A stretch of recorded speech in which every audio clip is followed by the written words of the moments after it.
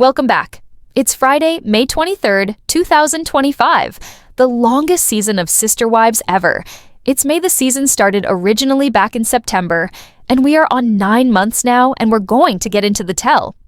All now, and I would have thought that coming out of, this concept that, everybody thought everything had been buried at the funeral of Garrison. That's what Kody said. Everything had been buried, they came together, everything was fine. Yeah, that lasted 2 seconds, not even during the funeral. And unfortunately for Garrison, that was all on TV, but now we're back to the tell-all. And we're back to brawling and screaming and yelling about Kody and Robyn and Kody and Robyn flipping out about everyone else and not knowing how they helped cause the fallout in this family. And after all of these years of viewing Kody and all the times he fibbed about how much he cared for these women and spent years and years and years attempting to get us all to believe this was, one big happy family, and he was doing everything equally, and he was contributing, and he was doing all the things. He spent years with that story, and had Christine not exited him, they would still be saying that today. That's the point. Just want to make this obvious, Kody would not be confessing that he fell in love with Robyn if the other girls would have remained and let him just do as he pleased like they had done for years. He would have been okay with all of them, just never seeing them as long as they kept his secrets, and they all knew what was happening. So nothing's really changed. The only thing that's different is that they're no longer protects him, and so now he's tired of being asked to answer questions about what he's done. And I think a lot of us just get tired of the conversation of the breakups. But Suki's getting paid a job, right? And she's being asked to recap the season with them and have them do their tell-all where they can discuss everything that went on in the season. And if we have to go all the way back to the beginning, it means we're going back to Meri moving and leaving Kody, and then Janelle officially moving from Flagstaff to North Carolina. And so the family in this season totally disintegrates. It was essentially disintegrated at the end of season 18, but season 19, the start of it, cemented that end. It was over. And so now we have to go all the way back again to discuss why it's over. And so Kody can attempt to defend all that he has done. He must reinterpret the story and make it as though he's just the victim of someone who fell in love. But that's kind of missing the point. But what I find terrible about all of this is that rather than actually acting like an adult and not giving way to anger, not being dramatic, he has to flip out at Suki so much, so that Suki finally, for the first time, actually looks like she's had enough of Kody. And if I were being paid to do this job, I would quit in earnest if anyone talked to me like this. There is no way I would be fine with anyone demeaning and being just so insulting like this. And he just keeps on using objectionable terms. That's just terrible. Kody will never take responsibility. And even when his son died, he won't just look back and believe that he was wrong, and that the reason why this all collapsed was due to him. Sometimes when individuals do not have an answer to a question, rather than answering the question, I feel as though there are certain people who merely get aggressive and loud and yell and scream. And I think we all have that in our abilities. We all have the ability to scream and yell. But in this instance, it seems like he's yelling and screaming and getting huffy because he's attempting to really make this point that he doesn't wish to discuss this and that he's so tired of it and that it's completely missing the point, right? The question, I believe, was, loving the wives equally, the covenant of plural marriage, in which the point of the relationships is that you're supposed to increase your capacity, which clearly it's a flawed system. It was created by a cult leader, Joseph Smith, who was merely trying to cheat on his wife. And he created this whole ruse about polygamy after being caught by his wife and by people that he took and by other members of his church, his believers. Either way, that's beside the point. The point is that he is getting angry for no reason. There's no reason that he can't just respond to this question, and so instead he must just shout and scream about how his relationship with Robyn is divine, which is actually insulting. If you are aware of their faith, because they're all in their faith, All of the relationships are meant to be divine. So what does that say about his other marriages? They weren't divine. They weren't called from God. It wasn't destiny. Because for how many years did Kody mention that the relationships were destiny? It seemed like they were all meant to be destined together. Because in their faith system, it is that everything is predestined, predetermined, right? And so you're up in baby spirit land before you come down, and before you even come down, you already have a husband that's supposed to be with you, or a wife. And so once you find them, it's supposed to be, oh, you discovered your spirit individual who was already matched with you prior to coming to planet Earth, and then your entire time on planet Earth, you're just trying to collect all of the spirits from heaven that were already matched with you because it was divine from God. And therefore, by stating that she is the divine one, it's stating the rest of them weren't. So then what was the purpose of being with them? Kody, to have sex. The man who claims he wasn't a womanizer, these relationships weren't divine. I felt as though that was the entire purpose of your religion. Oh God, and the way that he yells and screams and gets angry. Someone told me once who knows the family, one of Christine's cousins said that anytime that Kody would yell at one of the women, he would get in their yell and scream and puff out his chest. And this is precisely what he's doing to Suki. It's the same thing. He hasn't changed. And I detest when people do this to people. I'm to the point where in Suki's place here, she's sitting there doing a job. Okay, and her job is to ask questions of a talent that has been brought on a show. That's talent for a show referred to as Sister Wives, where the idea of the show is tracking the lives of a man who had 4 wives. And now it's a tale about what occurs when a man loses all of his wives and you're contracted by a network to appear on a set and interview a man concerning what occurred that season. And you're really instructed that you must stay inside a certain limit of questions, because if you don't, the guy will likely get huffy and puffy and threaten to leave set. Now picture that man having a contract with a network.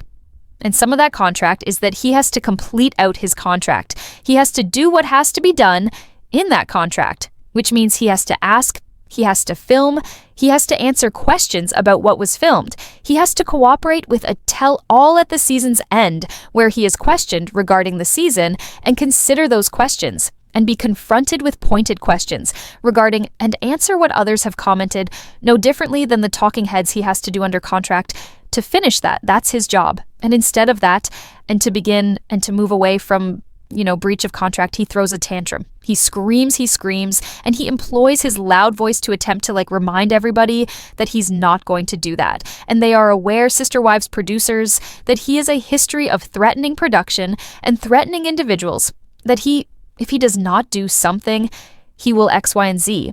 He has had every single female that has been on the stage with him that has been tell-all host fired due to questions that they asked, that they were employed to ask by the network. He has had Natalie Morales terminated. He has had Tamron Hall terminated. He has had, I don't even know how many they've had total, maybe 5 or 6 total hosts before Suki that were terminated. Suki was employed by TLC to come in, and her role is to adhere to the script of what they would like her to ask, revisit what's being said on the show. There is absolutely an agenda that she is provided with in advance. There are some questions that she's not permitted to ask because it's taboo. And she remains within this script, and she's instructed, as long as you remain within this script, everything will be okay. And the talent, they will cooperate, they will not be challenging. And that's the infrastructure. As long as you remain within this, everything will be okay. He will not yell at us. We'll be fine. But instead, you must come into a setting where if you ask the question that's on the script, the individual that you're asking the question to loses it and yells, now you're being paid to do this, and you're being paid to get yelled and screamed at by someone that is a hostile work environment. I don't know, Suki, maybe you have a suit against TLC for a hostile work environment. And picture for a moment, what if this was someone from NBC News? What if this was a Dine NBC episode? What if this was 2020 60 Minutes and Kody was across from a man and behaving this way and screaming and yelling? Can you think of other interviews where people have behaved like this? I can think of there was this one time where Kelly got really angry when he was being interviewed and he yelled and screamed and he stormed off the set. I think he was being interviewed by, was it Gayle King? I don't remember. But there have absolutely been individuals that have been interviewed on the news and then they become so upset, they scream, yell, and storm off set. That's what Kody's doing. And when those individuals scream, yell, and walk off set and behave like this, it's big news.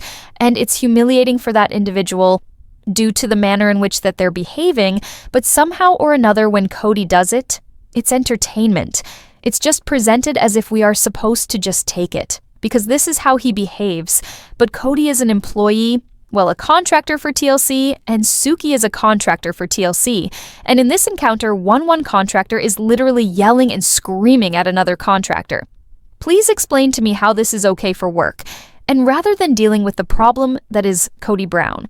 I promise you what will occur is we are going to see more and more and more of him yelling and screaming at Suki, not cooperating, not answering simple questions, and TLC will plate him. They will make sure that he cooperates and works rather than standing firm on their contract.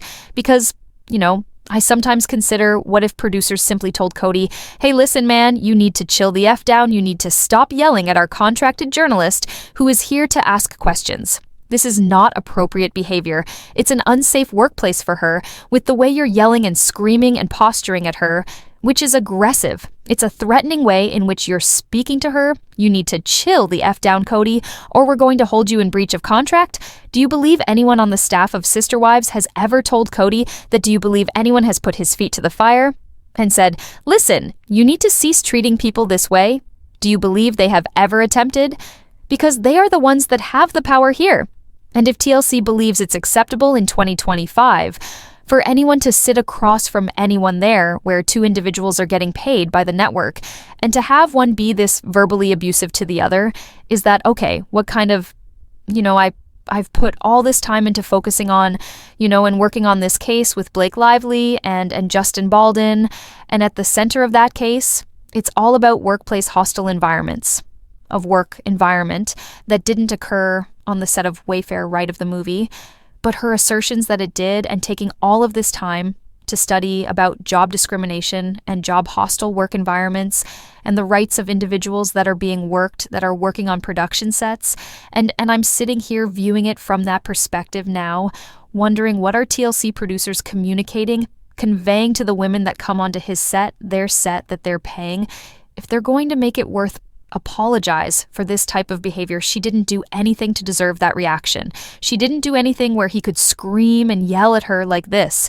He was not yelling about Christine or the wives or everyone, has a thing for Robyn. He's literally yelling at Suki at this point and saying that this line of questions is not appropriate and not okay when she didn't do anything wrong. And then when she just attempts to indicate that he contradicted himself because he did, he's like, I don't want to talk about it. So the message is apparent if you keep going down this line. I'm walking off set. So who is guarding Suki in this position? Is this why Suki's looking off to the producer, shaking her head at one point? Literally, she's looking off camera, she's looking at the person who's off camera because that producer is sitting next to the camera. They do in all of these tell-alls. And that she's shaking her head at that producer and telling them, I'm not okay with this. Who's looking out for Suki from this type of behavior? What is it going to take for TLC to understand that this type of abusive behavior is unacceptable? She'll get let go by Kody this season, I guarantee it, or she'll come, or she's going to quit. Because how many times do you have to be on the stage with a man where he yells and screams at you? How many seasons is she going to do this? Is it really worth, the, 10 grand maybe she gets for this 20 grand? I'm guessing she doesn't get paid a whole lot for these tell-alls. Is it really worth that exposure that your job entails being yelled and screamed at? Because if you were working for NBC, this wouldn't happen. If you were working for CBS, this wouldn't happen. You would have people actually protecting you. You would have a union. This is not a safe environment for anyone. Why isn't Kody ever held accountable for this? It takes away from the fact that everything he's saying is just nonsense. Kody doesn't have respect for anyone, and no one is in charge of him. Not even TLC. Do you believe that this is going to be like a cutoff for Suki where she's like, I can't do this anymore? Do you believe that TLC will ever make him be held accountable? Can you think of any other TV show where this is okay? I've never seen anything like this before. Tell me your thoughts in the comments below. Make sure to give this video a thumbs up. Make sure to subscribe to my channel.